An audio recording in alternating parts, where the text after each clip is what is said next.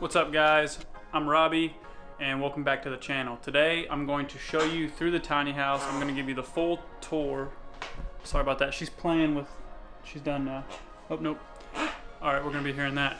I'm going to give you the full tour of the tiny house. I was going to wait until the exterior was done, but it's not going to be done until the spring because of weather and because of poor planning and I suck and all that. So I'll just start from the very top, assume that you have no idea what's going on. So what I did was I converted a 2-car garage with a loft into a 600 square foot tiny house, well, a 600 square foot small efficiency apartment, whatever you want to call it, and a 1-car garage on the other side.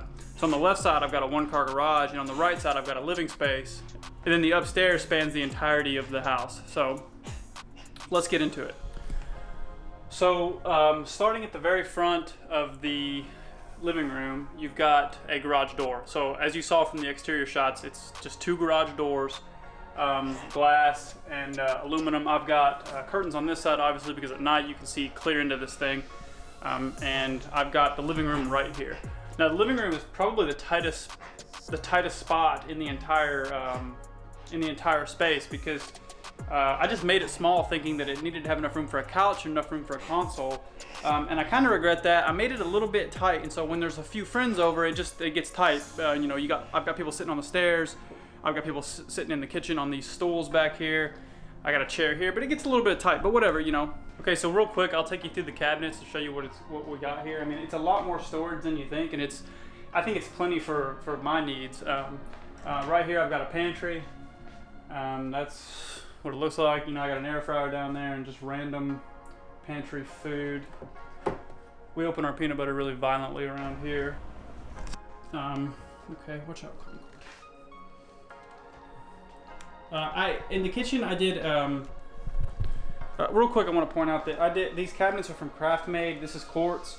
I went with white and I went with an acrylic face because I wanted it to be very reflective. As you can see, everything's white. You know, white makes everything feel bigger.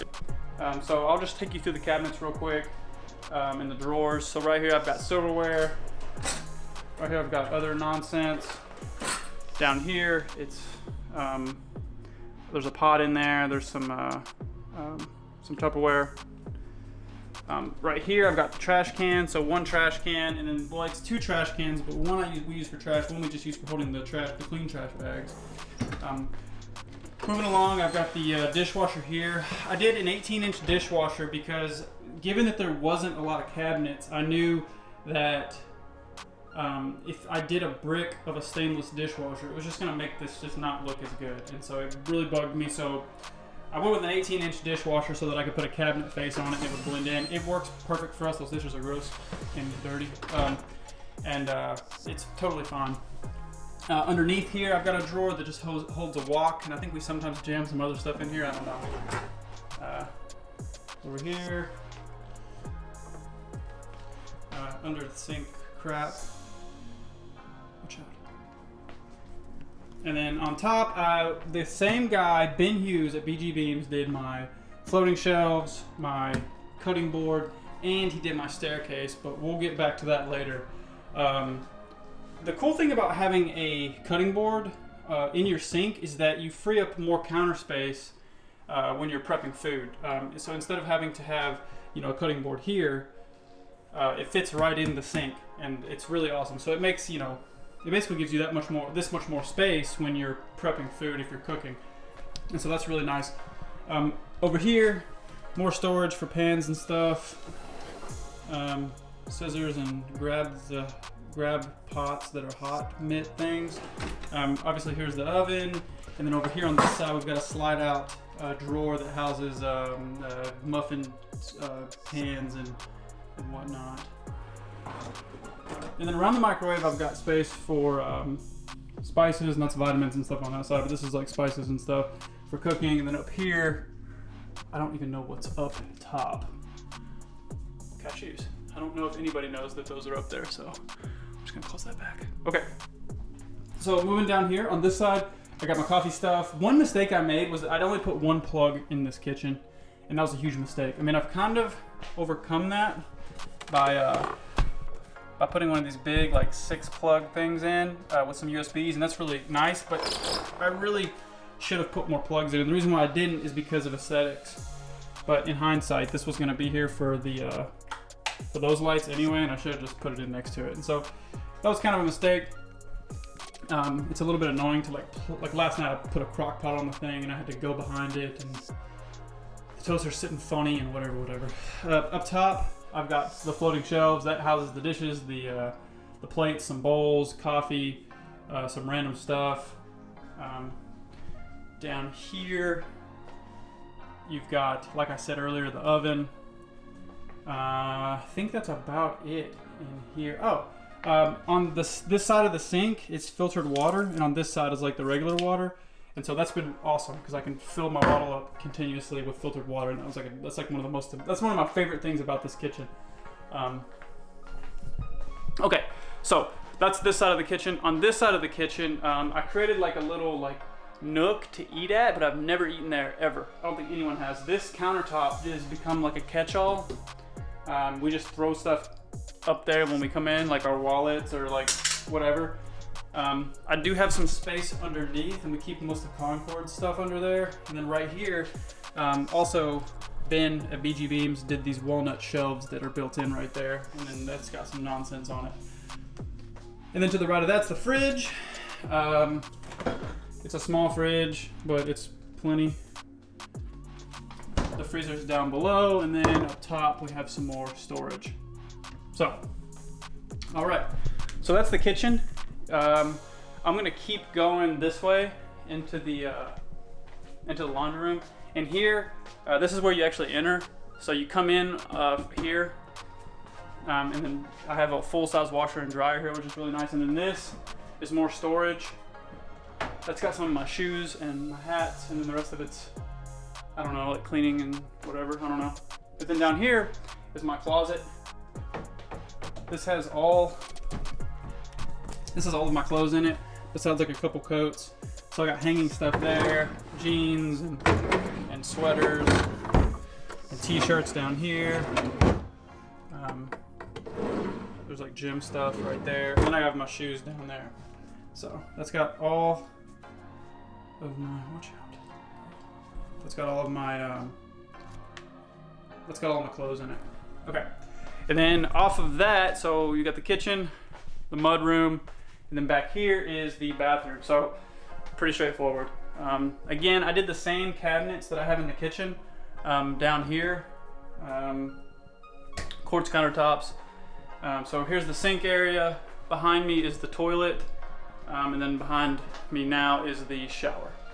Not a whole lot to see. So now we just need to go upstairs.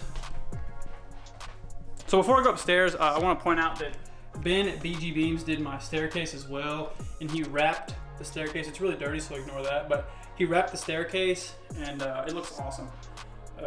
You can make a I spent a little bit more on the staircase than maybe it should have, because you're going to be staring at it all the time. And oddly enough, spending that extra money and having it wrapped, and then spending extra money and having like a guardrail done, having a buddy weld up a guardrail, was money well spent, because it's my favorite part of this entire downstairs. And like I said, you have to stare at it all the time, so in my opinion, you'd want it to look kind of solid. I think in the last video I made about the tiny house, this was white. It looked kind of corny, and so I painted it black, I had it painted black, and I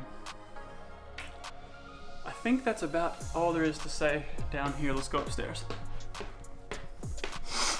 So upstairs, come up the stairs, you have a landing. So behind me, there's an office, there's a walk-in closet, and then back here is the bedroom. And I'll shoot B-roll for this stuff so you don't have to stare at me. But that's a queen-size bed, fits fine. I don't know where I was last time I shot this, but we have a TV now, did a fan, plants, whatever. Right here, this is my desktop for my, focus. This is my desktop for my office, and I'll show you that now. So if you come up the stairs and you come through the office, this is what that looks like. This is where I sit for like the talking head videos. I have my light and iPad for outline and all that. So let's turn it around here. Over here I've got a grip cart. Over there I've got books. I want to do shelves somehow, but I got a vent there and it's kind of tight, so I don't really know what I'm going to do yet. This place isn't completely done. Got a little couch here so my friends can hang out. Got a carpet, and then over here's my desk. So next week I'm getting a new desk. It's going to be built in, and then that top is what that's for. So all these wires that you're seeing, I'm going to plumb all these wires behind the wall. I'm getting a secondary monitor for here. I'm getting a TV that's going to go here. I'm doing a new PC, all that good stuff. I think that's pretty much got the office caught up. This is a work in progress. I'm gonna do a full set of videos on the office because this is the part of the tiny house that was the most important to me, actually. Okay, and now I'm gonna show you the walk-in closet. I've showed it in previous videos, but I'm gonna show it again. And my roommate doesn't keep it very, I mean, she's organized sometimes and sometimes it's not, so sorry about that. I'm sure she doesn't want anyone to see that, but it is what it is. But as you can see, there's plenty of space for clothes, and it's not hard to walk in here as long as you're not a giant. And I'm pretty happy about the way this came out. This would have been otherwise wasted space. She's putting it to good use. She's gonna be sad that I showed you. Sorry, Avery, happy Valentine's Day. I think that's pretty much got it. That's the full tour. I've showed you everything that there is to see. When I get the shelving put in, when I get the yard done, maybe I'll do an update video, and then, or maybe not, I don't know. But either way, now you've seen it. I'll post this on Facebook probably so everyone can see it. I think that's it. So if you got this far, thanks for watching. I appreciate it, and I'll see you guys next time.